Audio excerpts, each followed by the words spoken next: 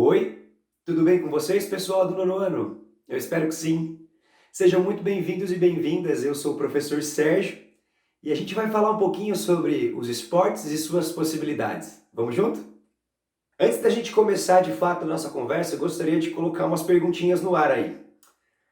Além desses esportes mais comuns, como por exemplo o futebol, o vôlei, o basquete, além desses esportes com bola, quais outros vocês conhecem?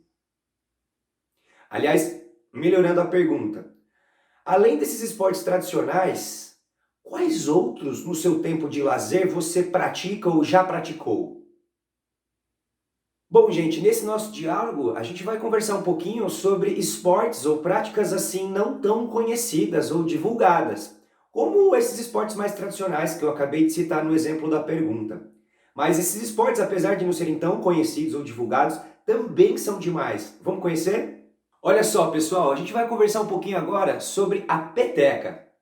Bom, gente, a palavra peteca vem do tupi-guarani, peteca, que significa bater ou golpear com as mãos. Antes da chegada dos portugueses aqui em território nacional, os indígenas que aqui viviam já utilizavam da peteca no seu dia a dia para a realização de brincadeiras. E até hoje é muito popular entre eles a peteca.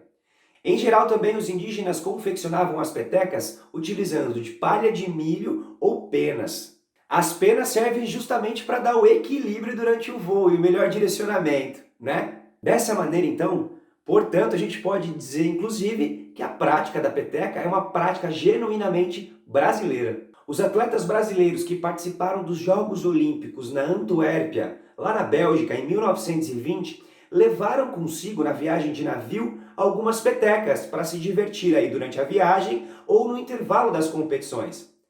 Tal coisa chamou a atenção de muitos atletas e delegações de outros países. Em 1973 foram oficializadas as primeiras regras e em 1985 a peteca foi considerada oficialmente como esporte. Legal, né? Vamos conhecer um pouquinho então sobre as regras e dinâmicas do jogo de peteca? Bom, gente, então vamos conhecer agora as regras do jogo de peteca. A rede deve ser instalada a uma altura de 2,43 metros para jogos da categoria masculino e 2,24 metros para o feminino. As competições são disputadas por duplas ou de forma individual. Uma partida é disputada no sistema de pontos direto com tie-break. A equipe a sacar tem o tempo de 20 segundos para a conquista do ponto em disputa. Caso não efetive o ponto, será contado ponto para a equipe adversária. A partida é realizada em melhor de 3 sets, sendo o vencedor quem ganha 2 sets. Os 2 primeiros sets se encerram quando uma das equipes atingir 25 pontos, com uma diferença de, no mínimo, 2 pontos. O terceiro set, se necessário, termina quando for atingida a marca de 15 pontos, também com 2 pontos de diferença. No saque, que coloca a peteca em jogo, esta deve ser batida com uma das mãos e arremessada por cima da rede em direção ao campo do adversário.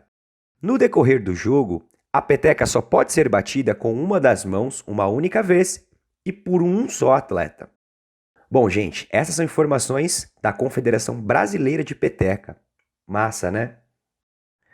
Bom, gente, nós conhecemos então um pouquinho sobre algumas regras oficiais da peteca, com base aí na Confederação Brasileira de Peteca. Aliás, curioso perceber que tanto é o nome do esporte, quanto ao artefato utilizado para sua prática.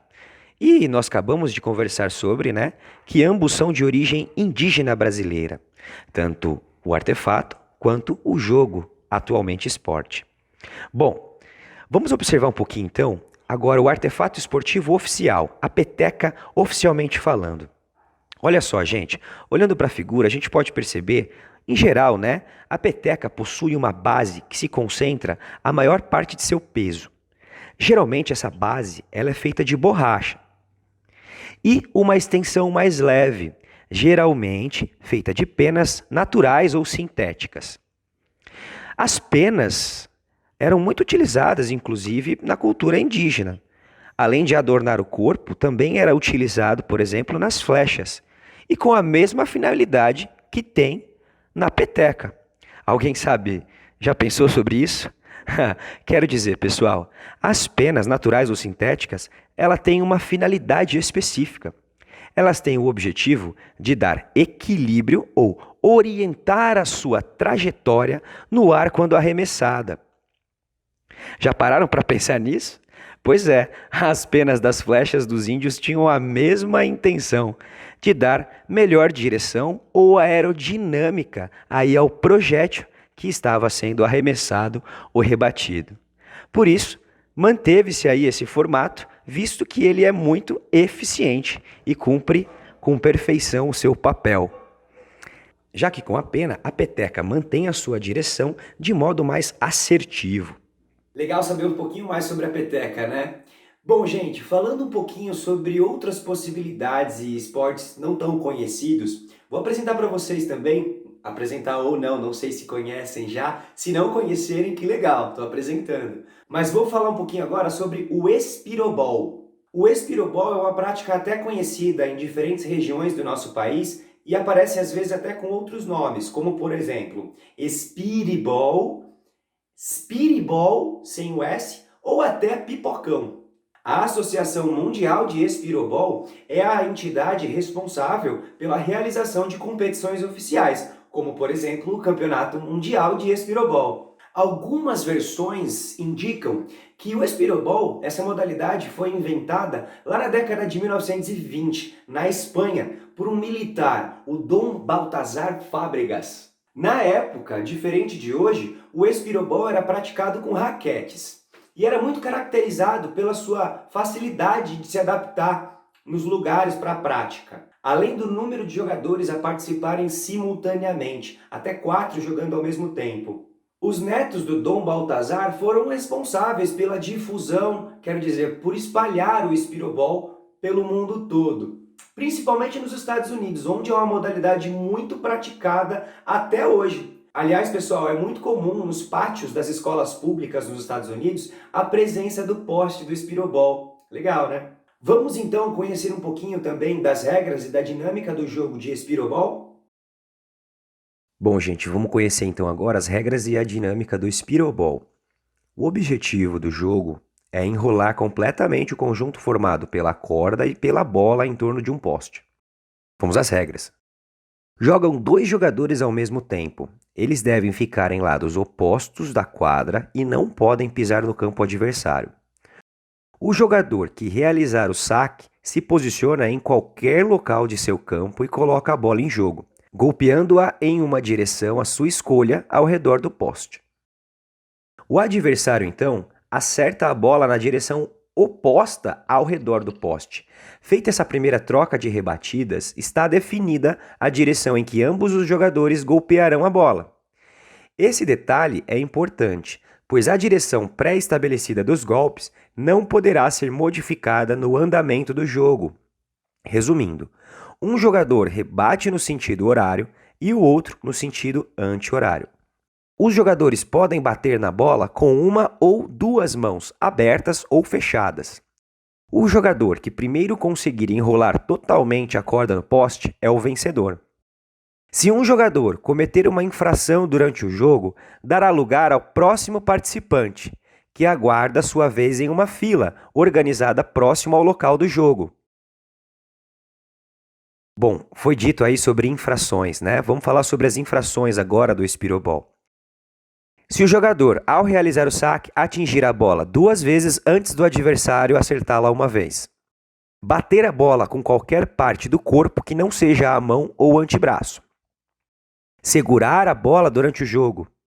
Invadir o campo do adversário. Durante o jogo, bater na bola 2 vezes enquanto ele ainda estiver no seu campo. Pisar nas linhas da quadra.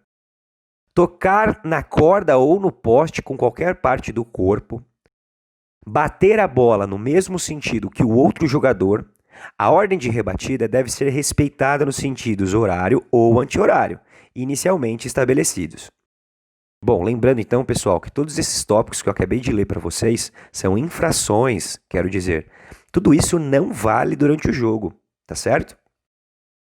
Bom, gente, agora que vocês já conhecem as regras e inclusive as infrações do espirobol, Esse gifzinho é só para vocês visualizarem, mais ou menos aí, nessa arte do artista Caleb Wood, como que se dá a dinâmica da prática do jogo.